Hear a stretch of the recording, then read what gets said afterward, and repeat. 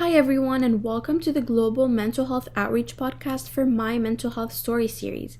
I'm Mary, the External Director of the Outreach Department at GMHO, and I'm so happy to have Sage from ED Recovery Doodles share her story with us and increase our knowledge on such serious topics about eating disorders in our third podcast.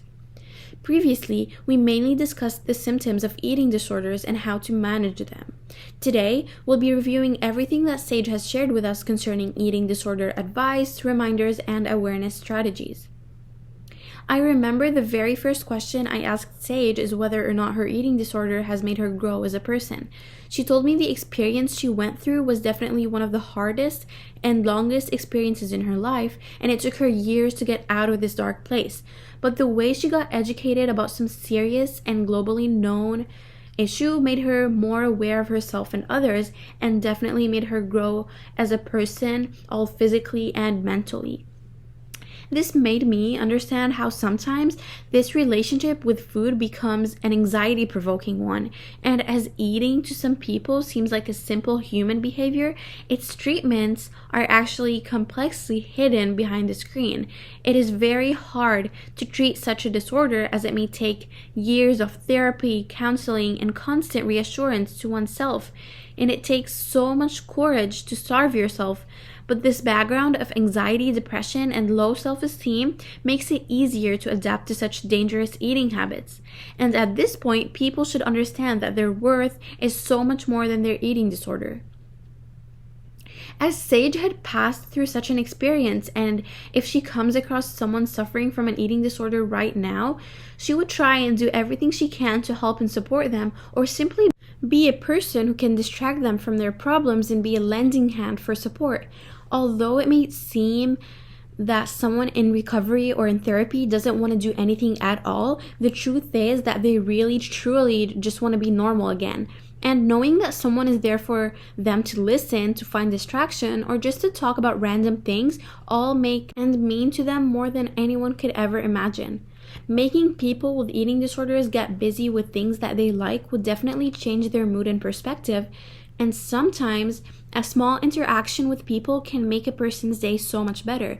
So, people with eating disorders should often try and get out of their comfort zone if they can, so that they can be more open to life and can discover many values and interests that they were never aware about before, and that would probably boost their dopamine levels and eventually save them from this mentally dark place.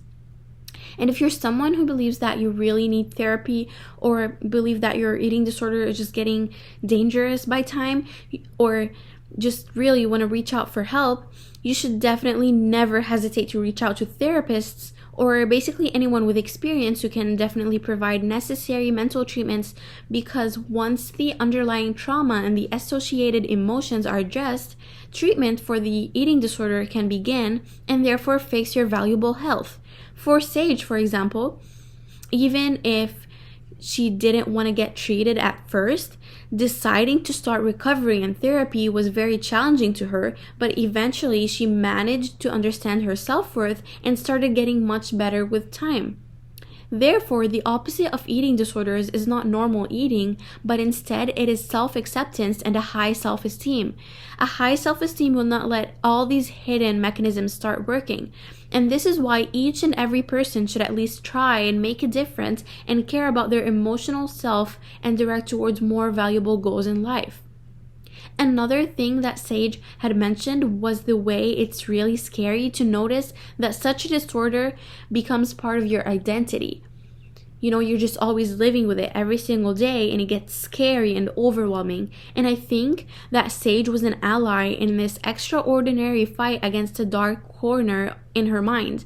And her story definitely impacted me and so many others. And I'm so happy to be able to have this opportunity and talk about this. And I'm always looking forward to discussing topics like that now, as I got more educated on sensitive topics like that. Thank you, Sage, so much for sharing your experience with us. And I'm so glad I could kind of briefly sum up everything with many amazing people. And for everyone listening, I thank you so much, and stay tuned in for future podcasts.